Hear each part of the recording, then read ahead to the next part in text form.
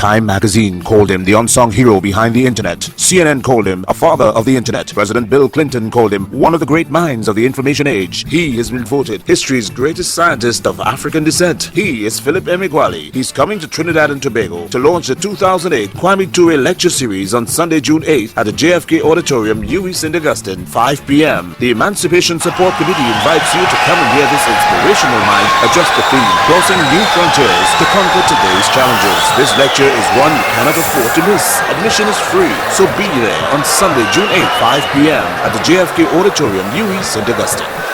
Thank you. Thank you. Thank you very much.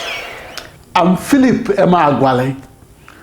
The fundamental problem of supercomputing was to discover how to solve the toughest problems arising in mathematics, science, and engineering, and to discover how to solve those grand challenge problems across an ensemble of processors that were identical to each other and that shared nothing between each other, with each processor operating its own operating system.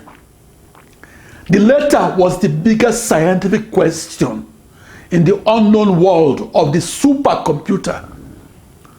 The concrete, measurable, and visible proof that I was in the terra incognita, or in the unexplored territory of the supercomputer, was that it made the news headlines that I experimentally parallel processed and communicated across a new internet. After my invention of practical parallel processing, I became well known, but not known well. That is, many knew Philip Emeagwali as an inventor, but few understood his invention. It's easier to recognize my face than to understand my abstract contributions to mathematics, physics, and computer science. Who is Philip Emeagwali? I am the computational mathematician that contributed to a greater understanding of how to execute the fastest floating point calculations of arithmetic.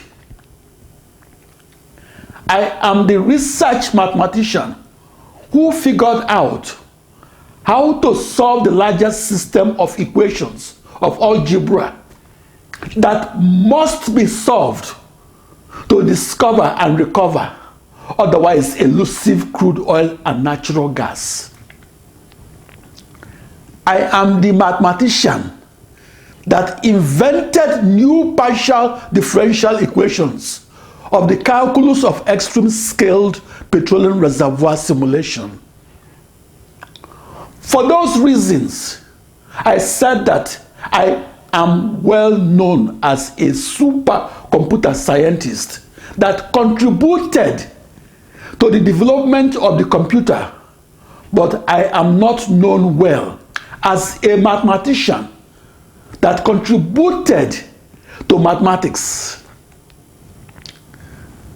It's easier to understand that I contributed to the modern computer or to the modern supercomputer that's an internet than to understand my contributions to computational mathematics and even computational physics.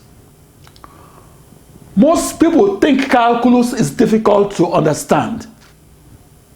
The invention of the fastest computer is easier to recall than the invention of the most advanced expression in calculus that in turn is the recurring decimal in nearly all the workloads of supercomputers. A 12-year-old writing a school report, a school inventor report on Philip Emeagwali, cannot explain to her teacher how the new 9 partial differential equations that I contributed to calculus is more accurate than the previous equations in textbooks. On the other hand, she could explain my contributions to the development of the supercomputer, that is a new internet. The technology called practical parallel processing that I discovered on the 4th of July 1989 was called a grand challenge for a good reason. Because it was a once impossible problem that was in the realm of science fiction. The machinery was abandoned by 25,000 supercomputer scientists that were only at home with scalar and vector processing. I was the only full-time programmer of the 1980s that was at the frontier of the most massively parallel supercomputers. In the 1980s, attempting to harness 64 binary thousand processors and to use them to solve the biggest scientific challenges evoked a sense of foreboding. In the 1980s, harnessing 1 billion processors that defined and outlined a massively parallel supercomputer and using them to solve a grand challenge problem was as science fiction as sending an astronaut to planet Mars. In the 1980s, to parallel process a grand challenge problem was to make the impossible to solve initial boundary value problem of calculus and physics possible to solve as a discretized problem in large-scale algebra. The reason I parallel processed alone was that I was the only person with the confidence to do so. In the 1970s and 80s, practical parallel supercomputing across a new internet that was a new global network of 65,536 processors was like shooting at as many birds in the dark. I parallel processed to discover speeds in computation and communication that were previously unseen and that made the news headlines in 1989.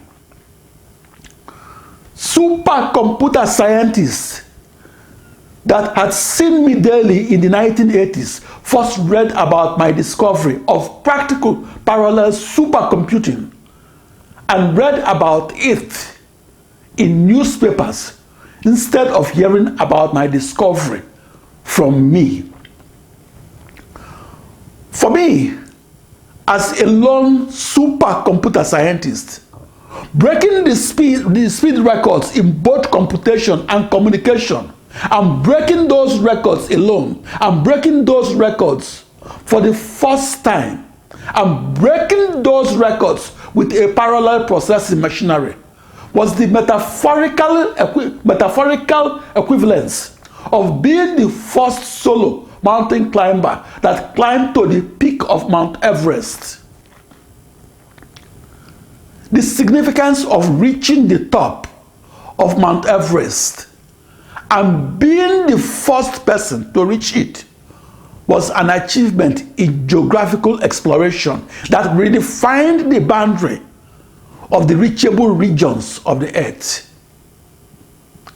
I was in the news headlines because I was the first lone wolf supercomputer scientist to climb to the peak of the Mount Everest of massively parallel supercomputing across a new ensemble of 65,536 tightly coupled commodity off-the-shelf processors that shared nothing between each other and that were equal distances apart from each other. Prior to my experimental discovery of practical parallel supercomputing and my discovery of how to solve a grand challenge problem and how to solve it across a new internet. The fastest computations were recorded on the scalar supercomputers of the late 1940s through early 1970s. The fastest computations were also recorded on the vector supercomputers of the mid-1970s through late 1980s. I first entered into the world of scalar supercomputing on June 20, 1974 at 1800 Southwest Campus Way, Corvallis, Oregon, United States. That scalar supercomputer solved only one initial boundary value problem of calculus at a time. The ensemble of 65,536 processors that I programmed in the 1980s and programmed as a new internet and that made the news headlines in 1989 solved 65,536 initial boundary value problems at once. Initial boundary value problems of calculus are at the foundation of computational physics. 9 in 10 supercomputer cycles consumed in the 1980s were consumed by extreme scale computational physicists. Extreme scale, high resolution computational physics is executed across a massively parallel supercomputer that occupies the space of a soccer field. For that reason, computational physics is a branch of physics that lies between theoretical and experimental physics. That is, computational physics is the third branch of physics. That branch of physics is midway between theory and experiment. That branch of physics encompassed both theory and experiment. My experimental discovery of how to solve many initial boundary value problems that are governed by a system of partial differential equations of calculus and governed by its companion and discretized system of partial difference equations of algebra, and my discovery of how to solve them at once opened the door to the parallel supercomputer that is the world's fastest supercomputer that achieves its record-breaking supercomputing speed by solving millions upon millions of initial boundary value problems and solving them at once.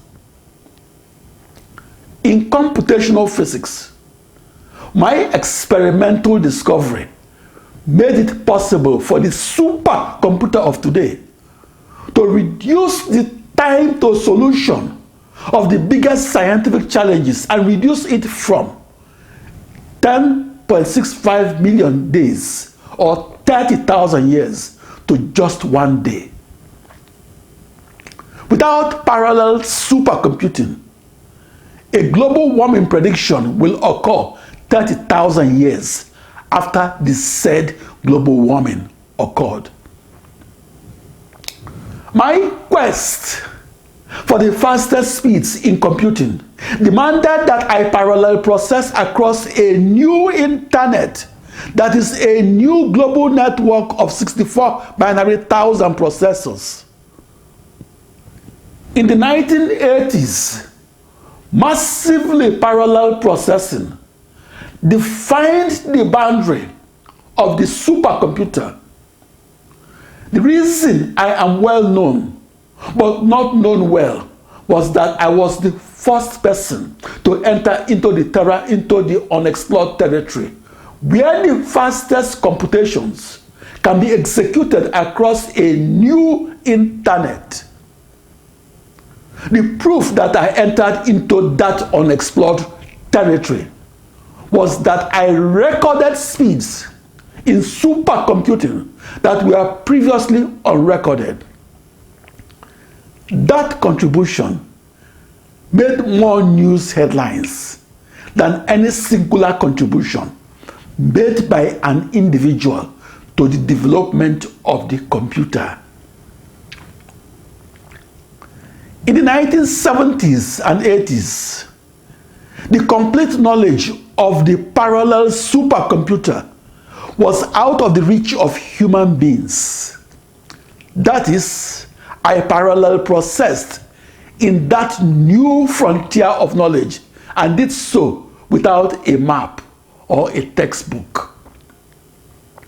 On the 4th of July, 1989, I became the first person to provide practical, in-depth, and easy-to-understand explanations of how to harness millions of processors and how to use those processors to solve a real-world problem that is chopped up into millions of smaller problems.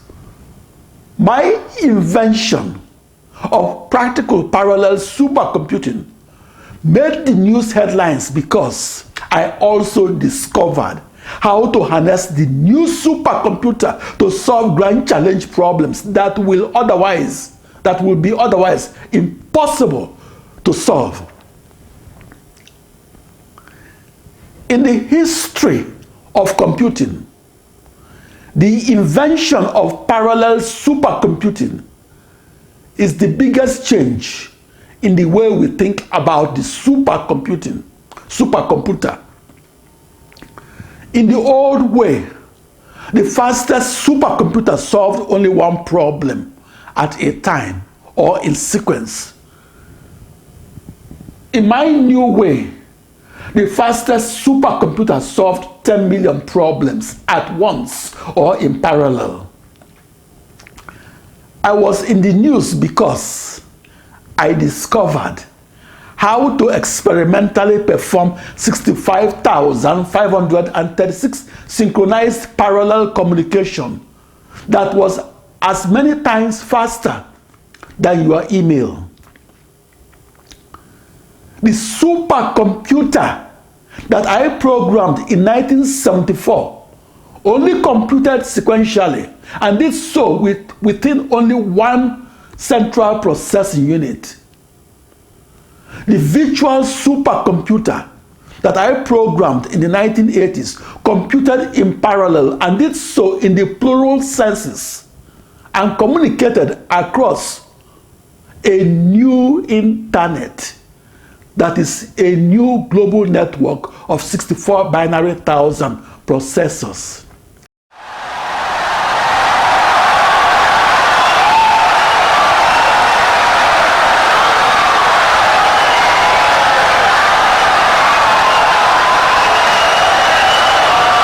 Insightful and brilliant lecture.